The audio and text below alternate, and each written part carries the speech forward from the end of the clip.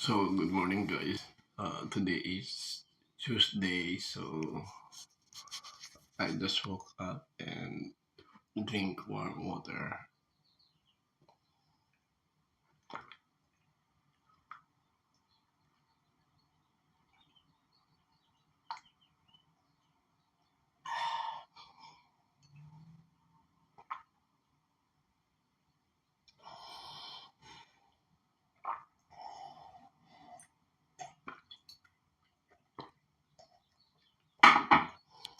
So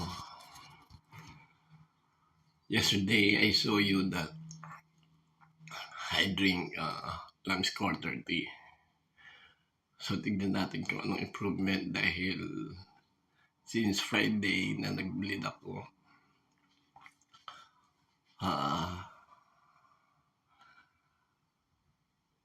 then Saturday nag-stop yung bleeding pero dark stool na siya. Sunday dark stool pa rin. Monday dark stool pa rin.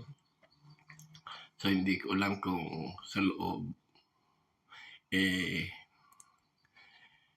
may sugat pa rin at napupunta yung dugo doon sa loob. So ngayon tignan natin kung bumalik na sa normal yung aking stool. So tignan natin mamaya. Tapusin ko lang ang aking number 2. Is medyo black pa rin yung aking so I still continue drinking the Lamb's Quarter tea.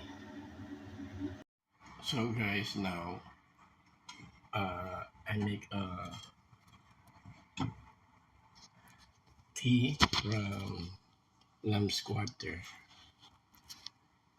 So this Lamb's Quarter tea help for internal bleeding and increase my hemoglobin level. So I'm going to drink that. Today is Monday, so since Friday I start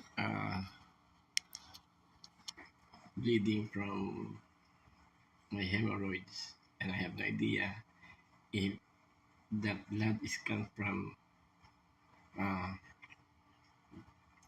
lower abdomen or from the anus. So then Saturday when I put no more fresh blood, but my stool is dark black, and then Sunday still dark black stool, and then today is still dark black stool.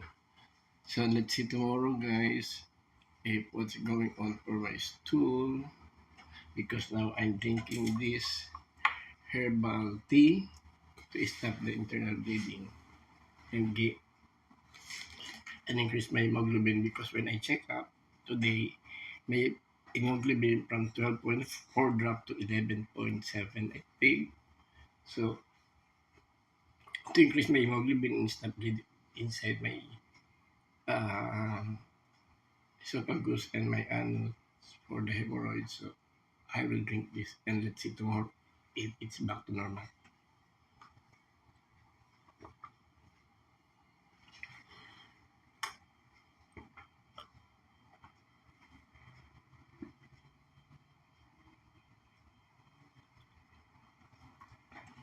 So this is my second glass now. My first drink is around 2 p.m. So tonight I'm going to drink it again. Okay. See you tomorrow. So ayun guys, black stew pa rin yung aking tae. So ayan, nagpa-hospital na ako at kinuhaan ako ng dugo. At ayan na nga guys, putlang-putla na ako. So 3:30 p.m. ganun pa rin yung aking tae. Ayan, at nagyan na ako ng blood na baby. The nurse make it draw again. He put here on the middle of my arms. So every time I bend, the blood is coming out and I feel pain. And then he put it here again. And it's the same thing when I bend it, the blood coming out. Now I requested to put it here. So I feel comfortable here. I don't know why the nurse put here. That's why every time I bend, the the blood's coming out. So they don't do it right. Now this is a request. Oh, Kaiser, Ontario. Yeah. Yeah, that was Kaiser, Ontario. Okay. All right. Well, let me see if they can just send. But I know she's been here. Yeah, I know. I saw in the system here. Let me see if they can send that off so that we can get that result. Do I need to stay? Hello. I'm here at Pomona Valley Hospital. Hello, And Mr. DL. I Dr. Sandu, how you doing? feeling bad. Sorry? Feel bad. Yeah, still a lot of pain here. No, I don't have pain here. What's making you feel bad? I'm catching my breath because I lost a lot of blood Uh-huh. How long have you been bleeding? How many days? since Friday morning. Did you vomit any blood? No, Any coffee ground stuff? my poop is dark. Poop is dark. No bright red blood? On Friday, when I poop, there's a bright red blood. Following come out. And then I take right away the medicine of my pantoprazole. Uh-huh. Okay. Then the following day, no more fresh blood come out. But my stool is dark because I started taking the medicine again. So But were you not taking it before? I take it because I know but I stop because I take more than 8 weeks, so I feel good. But since I got You were bleed- here in March, you had the bleed, you took it for 8 weeks, and then you stopped? yeah, because I take it for 8 weeks because it's only for 8 weeks. Then when there's a party, I start eating the barbecue.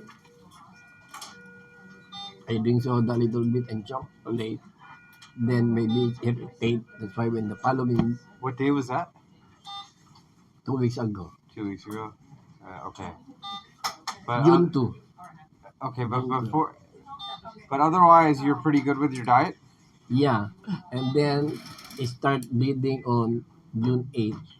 Okay. Do you Maybe drink? it's irritate. Do you take any Motrin or anything like that? No, I don't Advil, take. Motrin, I don't Aleve, take that. I don't take Yeah. drug medicine for pain. any alcohol or No, anything? no, no, no, I No don't wine, beer. No, I don't take. I No. clean. Do you have any other medical problems besides this? I don't take drug medicine for pain because I don't feel good for that. Only the one that I take is pantoprazole, sucralfate, vitamin D3, and vitamin B12. Okay. All right. And then you see a GI doctor? Yes. Who do you see? Here I check it here. I got endoscopy here. But do you have a GI doctor that you see regularly as an outpatient? I have a coming. Oh, you have it. Okay. Because I'm wondering what's causing this to happen. It doesn't sound normal. It could sounds like you have a gastronoma. When I got GI here, they don't see anything. Only scars. Yeah, I know the scars, the ulcer, the bleeding. Yeah. The GI here that puts the But cam- once I eat something bad that irritate my stomach, then I start hiccuping a lot Okay. and So get acidic right away. Yeah. But once I stop the wrong diet, and I feel good. Okay, so what I'm trying to say is the GI doctor here only fixes the bleeding. You need to see a GI doctor to find out why you have so much acid. Yeah, that's because of my food sometimes. No, it's not the food, it's something else. You could have a gastronoma. That's Alright. why I am coming the I am coming the doc, I showed to the nurse already that What's I his am name? Dr. Uh, Dominic Arias. Okay. He told me to go for. He gave me already the Are you on the phone? yeah. Is it recording? I don't know. Are you recording? I'm recording myself because my family want to see me. Okay, but don't record while the doctor's talking Yeah, to you. I don't like that. Turn up. Yeah. So ayun guys, continue natin kung ano nangyari. Kasi yung doktor ko ano gusto niya ibigay sa akin gamot, yung mga gamot na siya ibigay, the more magwa-worse yung kalagayan ko. Gusto niya ako bigyan ng Prevacid, ng Motrin, ng Protonic, yung mga side effect, mahirapan ako huminga. Heaviness of chest, headache, diarrhea, and rashes. Bakit ako magtitik na maraming side effect? Lalo ako mahirapan. At mag-break ang down ang kidney ko masisira. Kasi yung gamot na yun, it will decrease output of your urine. Kaya maraming nasisira ang kidney at liver at nangangamatay. So sinabi ko na sa medical field din ako, alam ko yung mga bad side effect niya. Kaya hindi ako nagdidepend sa basta-basta uminom ng gamot. So kung ano lang talaga yung makakabuti sa akin, nakakayang itolerate ng katawan ko, ayun lang ang ititake ko. So, pinapatay niya kanina dahil ayaw niya marinig yung usapan at kung ano mga ibibigay niyang gamot. So sabi ko re-record ko para alam ko. So ngayon, ay bilang yun inano ko, pinalagay ko dahil sabi ko ayoko lagyan ng Protonics dahil nahirapan ako uminom doon. Beside pares din siya ng pantoprazole tablet. At sabi ko kailangan ko na ng blood transfusion dahil bumaba na yung hemoglobin ko sa 8. 12.9. That's why yung sinok-sinok ko umandar na naman dahil bumaba na yung dugo ko at naging anemic na naman kaya bigla mo nag-fail yung aking labi. Lamot lang naman ako. Kaya yung sinok-sinok ko. So bukas daw i-endoscopy na naman nila ako para makita ko ano nang nangyari sa GI ko. So ayun, hanggang doon dito na lang muna. Okay, bye-bye. So now I'm here at room 690 and I requested the oxygen and also blood transfusion with IV fluid 1 unit. Yeah.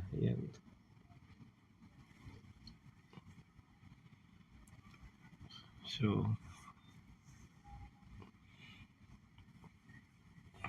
sana subaybayan nyo at pagdasal ninyo ako mga kaibigan na makarecover ako at mag-stop ang bleeding ko sa loob ng aking esophagus o sa tiyan. Dahil hindi ko alam kung anong pinanggalingan ng bleeding ko. Kung sa inside ba ng aking rectum o sa lower esophagus. or sa stomach. So again,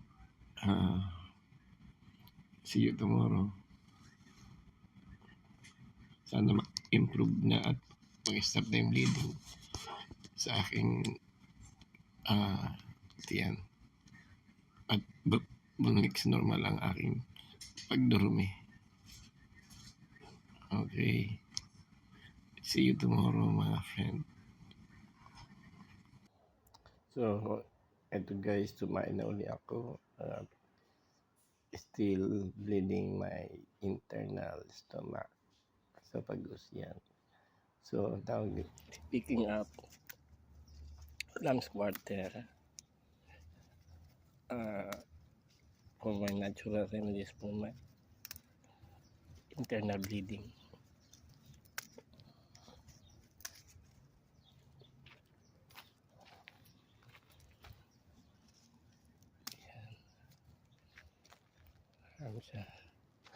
So now I will check the common malo, because common malo is the one that healed me before for my from my internal bleeding. So I don't know, there's some common malo here. Parang naubos na yata. So hanap tayo sa ibang lugar.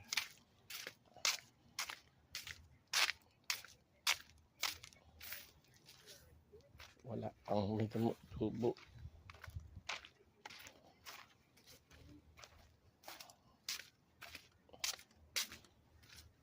So ayun guys, walang common malo.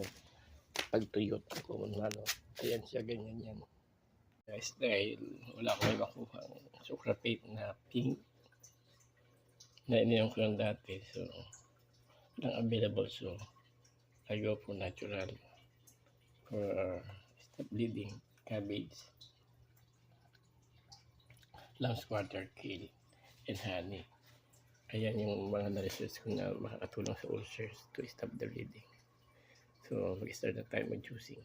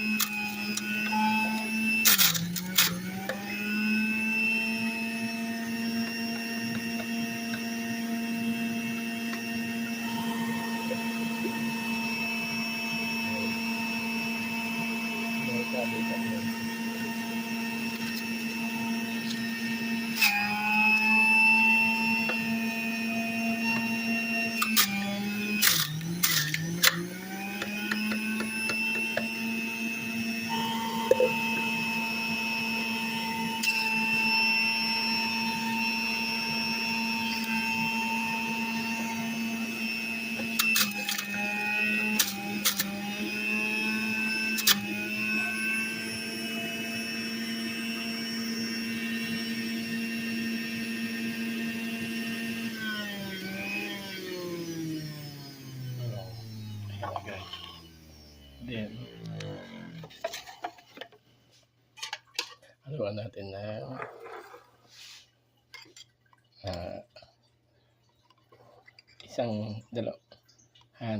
dalawang kutsarang honey.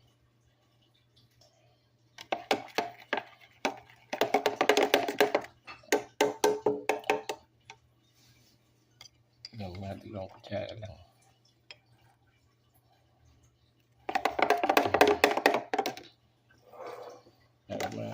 Wala yung pait.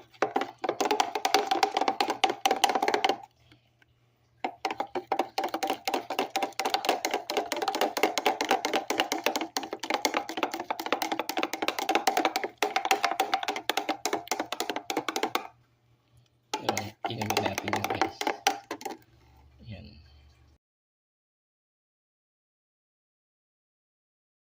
So, ngayon guys, eto na siya. So, aking iinumin siya. Pero bago ko inumin, ililipat ko muna siya sa aking baso. Ayan ating pagdasalan dahil ito'y gawa ng Diyos at ako'y umaasa na ako'y gagaling at mag-stop ang internal bleeding ko sa ulcers, kung anumang sugat ang dahilan yan sa loob ng aking bituka. Nagasgas at nagkusang bleeding. Sa ano niya ako magdasal. Dakilang Diyos na mabagin sa lahat, ako'y naniniwala at umaasa sa inyong kapangyarihan sa pamamagitan ng mga halamang gamot na ito at mga gulay. Nawa ito'y makatulong sa akin sa pag-stop ng aking bleeding at upang may share sa buong mundo na ang inyong kapangyarihan ang tunay at ang inyong mga halamang gamot na ginawa ang siyang nakatulong sa akin. Walang ibang imposible na magaling sa akin kundi kayo lamang. Kayo may hawak ng buhay ko, ng aking kagalingan sa pangalan ni Jesus. Amen. So, inumin ko na guys.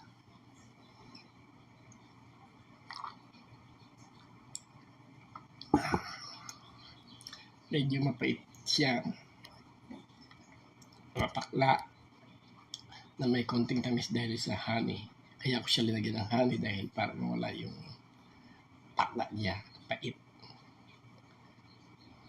Dahil sa lungs quarters, sa cabbage at saka sa kale. Kasi yung honey, nakakatulong din sa antiviral at saka sa papahil ng sugat sa loob.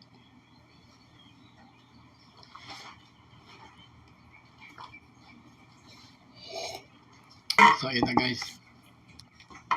So, titignan natin bukas sa sunod kong pagdumi kung bumabalik na sa normal. So, see you again tomorrow. Bye for now. And please, keep follow praying for me. Bye. Yan ko lang.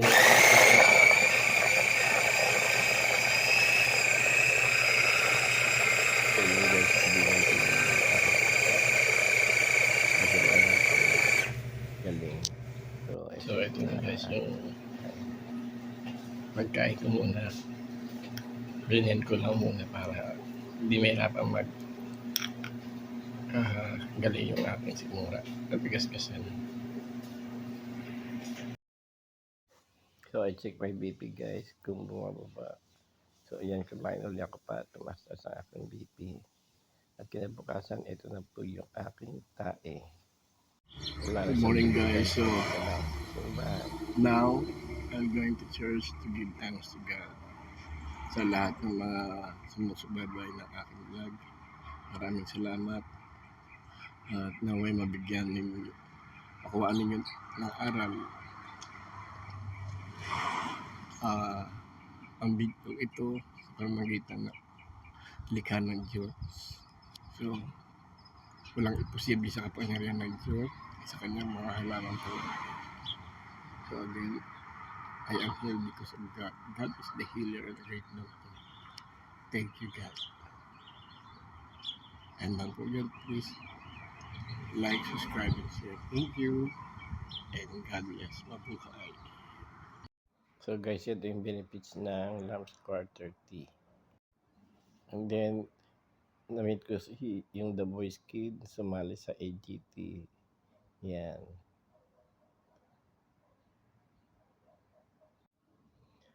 At kumanta siya, guys, dito siya nag-concert sa Seventh-day Adventist Church.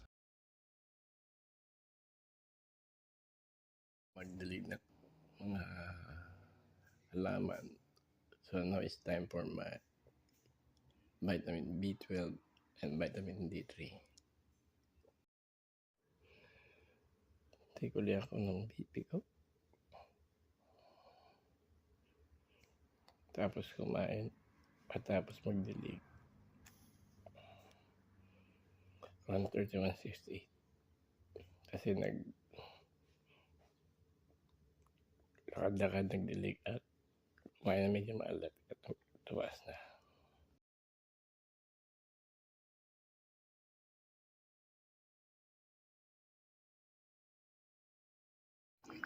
Ang tupin ng peel, We dropped this with phone and oyster everything. I'm mushroom, sorry. last Yeah. quarter and broccoli. It's flying right in my leg.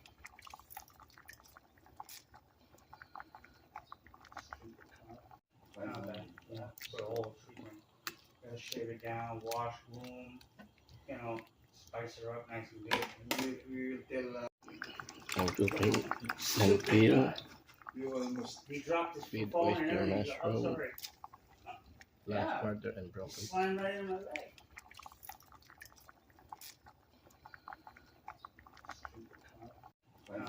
Yeah, for the whole treatment. Gotta shave it down, wash, room, spice her up nice and good. And we did